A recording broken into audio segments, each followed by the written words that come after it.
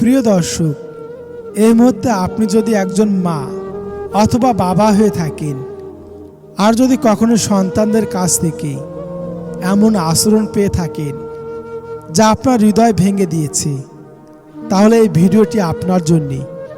আজ আমি বলবো এমন 6টি মহামূল্যবান কাজের কথা যা আপনি শুরু করলে সন্তান যদি আপনার প্রতি দুর্ব্যবহারও করে, আপনি আর কাঁদবেন না, বরং গড়ে উঠবেন এক নতুন শক্তিতে।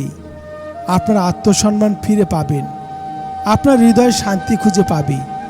তাই দয়া করে ভিডিওটি সম্পূর্ণ শুনুন, এবং যদি আপনি এখনও আমাদের চ্যানেলে নতুন হয়ে থাকেন তাহলে সাবস্ক্রাইব করে আমাদের পাশে থাকুন।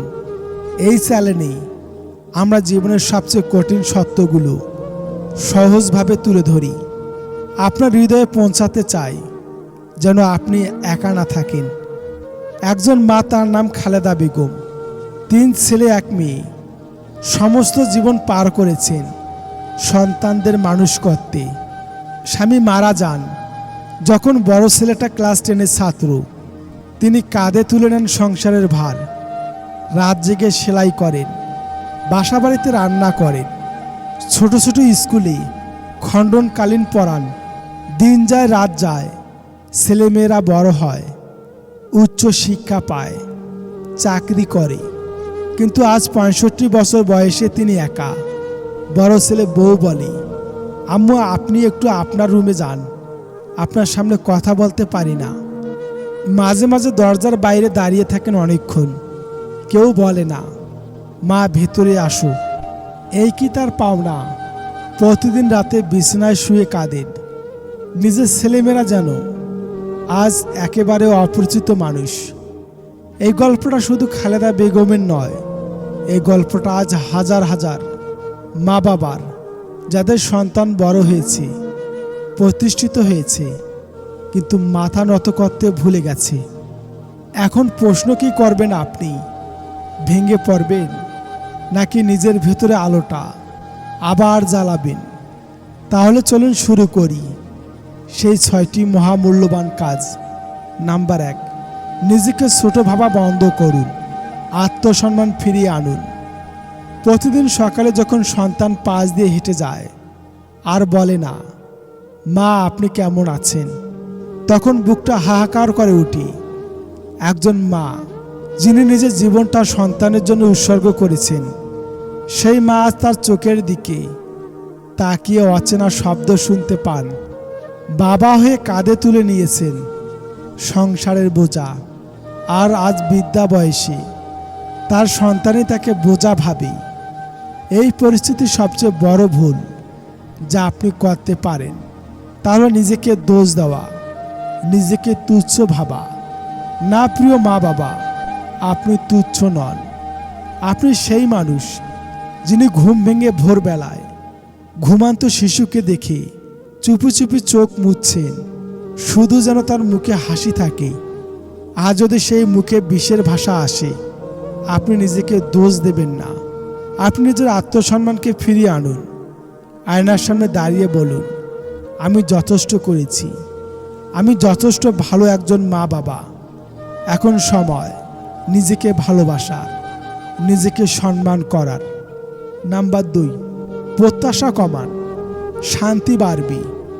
সবচেয়ে বড় কষ্ট কি জানেন?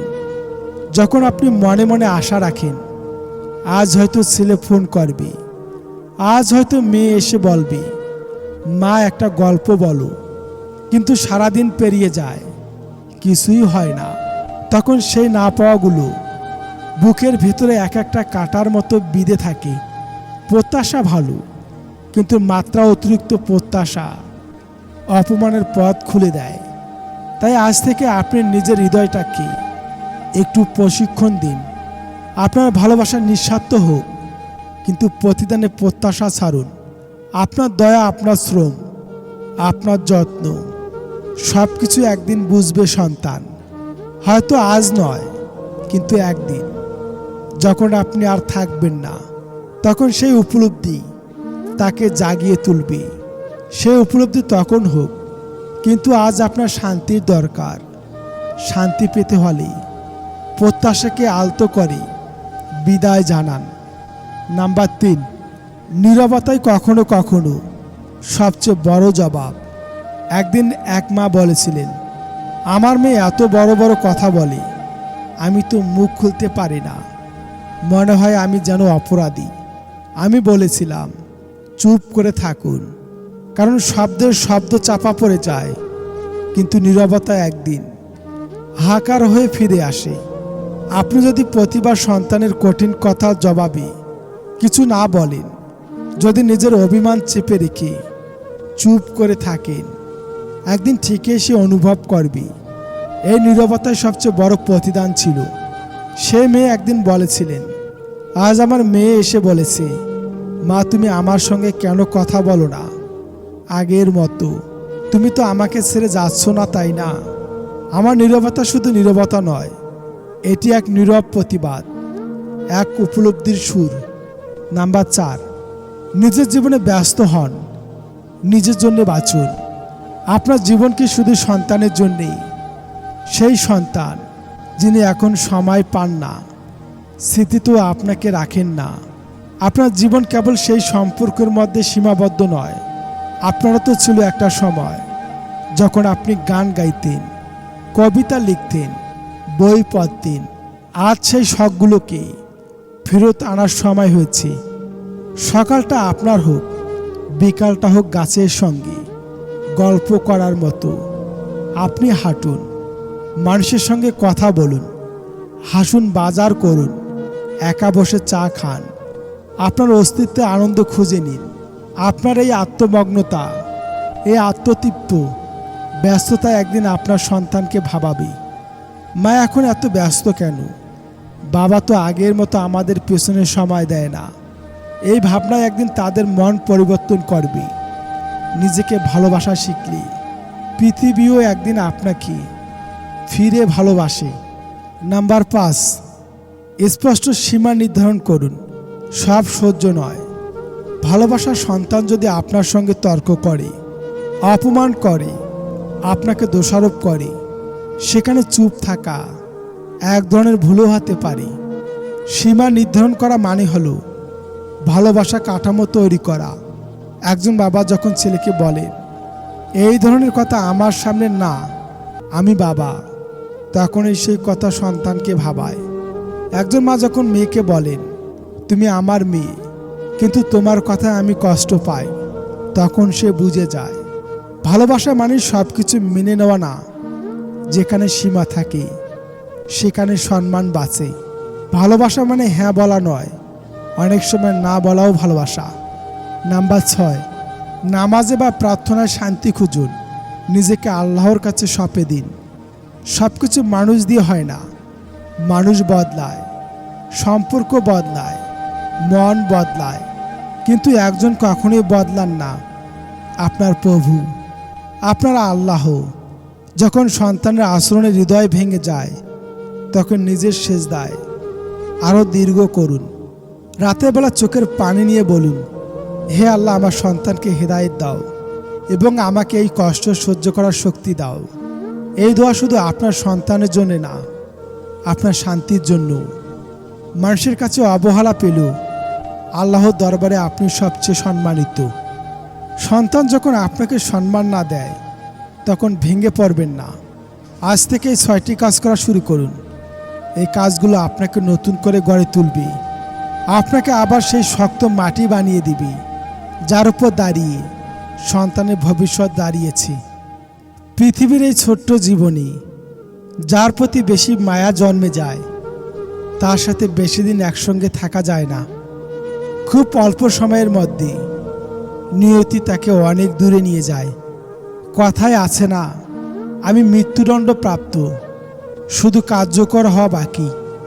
বুঝতে শিখুন, কে সময় নিয়ে আপনার সাথে কথা বলে, আর কে সময় পেলে আপনার সাথে কথা বলে। অন্য কাউকে পাই না বলে তাকে ভালোবাসি না, ব্যাপারটা তেমন নয়। তাকে ভালোবাসি বলে অন্য কাউকে চাই না। জীবনে যাকে পাওয়া যাবে না, নিয়তি তার সাথে সম্পর্কটা করিয়ে দেয়। পরিবার কি মেনে নেবে কি না, শুধুমাত্র এই অজুহাতের কারণেই হাজারো ভালোবাসার গল্পগুলো অপূর্ণ থেকে যায়। কি ভাবছেন? ভেবে মাথা গরম করে লাভ হবে না। যা হচ্ছে আগামীতে আরও বেশি হবে। তখন কি করবি? যৌবন দেখানো কলেজ কাঁপানো মেয়েটা এখন মাতাল স্বামীর কাছে অবহেলার পাত্র। ছেলেদের বলছি, আপনারা মেয়েদের পেছনে না ঘুরে টাকার পেছনে ঘুরুন। দেখবেন মেয়ে আপনার পিছনে ঘুরবে। মুখের কথা হচ্ছে থুতুর মতো, যা একবার মুখ থেকে ফেলে দিলে আর ভিতরে নেওয়া সম্ভব নয়। তাই কথা বলার সময় খুব চিন্তা করে বলা উচিত। যাকে তাকে গছিয়ে দেওয়ার নাম বিবাহ নয়। মনের মিল না থাকলে বিবাহ করাই ভুল। অনেক চাওয়া লুকিয়ে থাকে একটি কথায়, থাক লাগবে না। অনেক অভিমান লুকিয়ে থাকে একটি কথায়, তোমার যা ইচ্ছা করো। অনেক অধিকার লুকিয়ে থাকে একটি কথায়, আমি তোমার কি। অনেক ভালোবাসা লুকিয়ে থাকে একটি কথায়, আমি তোমাকে ভালোবাসি না। অনেক ব্যথা লুকিয়ে থাকে একটি কথায়, ঠিক আছে, ইট ইজ ওকে। অনেক কথা গোপন থাকে একটি কথায়, আমি কিছু জানি না। অনেক আবেদন লুকিয়ে থাকে একটি কথায়, তোমার ইচ্ছা। অনেক কষ্ট লুকিয়ে থাকে একটি কথায়, ভালো থেকো। কান্না পেলে কেঁদে নিও। জানোই তো বৃষ্টির পর আকাশ সুন্দর হয়ে যায়। কিছু কিছু সম্পর্ক এমন হয় যেখানে কোনো স্পর্শের দরকার হয় না, দেখার দরকার হয় না, কোনো চাওয়ার থাকে না, কোনো স্বার্থ খোঁজে না। তারপরও অনেক মায়া জমে যায়। ধর্ষকের তো ফাঁসি হবেই, তার সাথে সাথে আরও একটা আইন চালু করা হোক। কোনো মেয়ে অশালীন পোশাক পরলে 5 বছরের জেল। হতাশা হবেন না। আজ হয়তো আপনি ব্যর্থ, কিন্তু কাল ঠিকই সাফল্য আসবে। আমি একটা পাখি পুষেছিলাম, সেটি উড়ে গেল। একটা কাঠবিড়ালি পুষেছিলাম, সেটিও চলে গেল। শেষে বুদ্ধি করে একটা বৃক্ষ রোপণ করলাম। পাখি এবং কাঠবিড়ালি দুটোই ফিরে এলো। ধর্ষণ হয় না পোশাকের দোষে, মানে সেই চরম সত্যতা। তবে অর্ধনগ্ন হয়ে ঘুরে বেড়ানো, সেটাও নয় কোনো সভ্যতা।